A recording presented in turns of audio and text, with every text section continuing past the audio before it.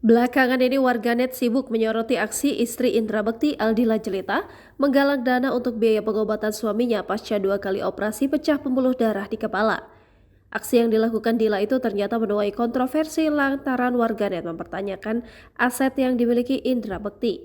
Namun seolah tak memperdulikan hal tersebut dan tetap ingin membantu, Aldi Taher menjadi salah satu sederet rekan artis yang ingin membantu pengobatan Indra Bekti.